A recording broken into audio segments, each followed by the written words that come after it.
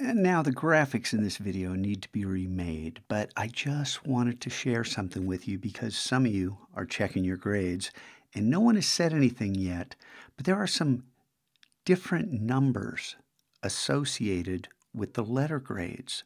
And you might be wondering, what's that about? And it comes back to this 20 Shades of Red. This is the G-rated version of value studies. But I separated from 0 to 100 in 20 steps, 5 points at a time.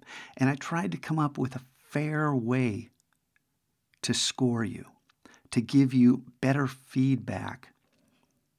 Even though we use the world's simplest rubric and you guys should already understand, but I want to give you better feedback so you understand what it is you need to do, even though you know exactly what it is you need to do. There is no doubt in the Mac Lab, but just so there's no confusion, here is the normal distribution. Forget the 20 Shades of Red.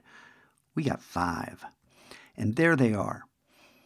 The good grades are lumped up way up in the upper reaches, and then the not-so-good grades are kind of down a little bit, and then the terrible grades take up most of the room. And I feel like this system should be relegated to another century. This should go the way of the dinosaur. Be gone, 100-point grade scale. But the 100 points, can we make better use of it, perhaps? Maybe like this. And we could separate out our scores, something like this. And you may notice where let me back up, this grade scale, look, there's a 90 here and it goes to 89. There's an 80 and a 79. Well, what's up with this? There's an 85 or a 70 or a 50. These numbers appear on both grade levels. Scotchko, what are you doing? Well, I'll tell you what I'm doing. Is I'm trying to come up with a way to tell you, hey, you got an 85. But that 85 can wind up being an A or a B. You're either a very low A on the verge of dropping, or a very high B on the verge of rising.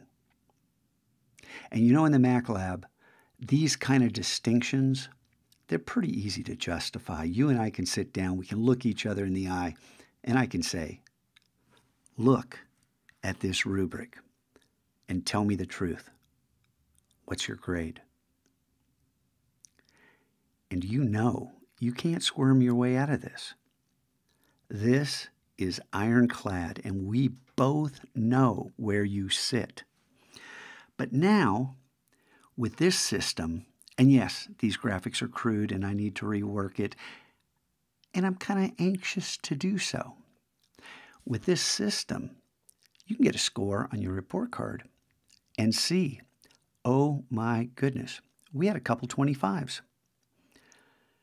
Neither of those 25s were Fs, but I'm sending a message to those individuals that, seriously, if you really want to keep doing this, I can look you in the eye and whoops, and I can say, who are you?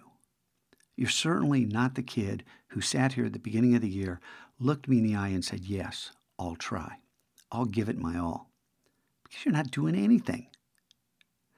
So, do we understand each other that should you have gotten a 50, which there were quite a few of you that got a 50, and some of you wound up with this grade, and some of you wound up with this grade. You and I both know you could be heading in either direction, and there shouldn't be any disagreement about that grade. You want to prove me wrong? You want to show me that you don't deserve that grade? Then show me you don't deserve that. Don't tell me, show me. Deeds, not words. just like it's written on Thor's hammer. Deeds. Do it. Not words. Don't tell me. Show me. And really, there is absolutely no reason for anyone in this room to get anything other than an A, unless you're just plain lazy. And that's the bottom line. There you go. There is the world's simplest rubric. And I really would like to see you guys discover what you can do. You want to make the world a better place? Well, it starts with you. Give it your all. See what you can do. Discover something new about yourself. And open up a world of possibilities for your own future.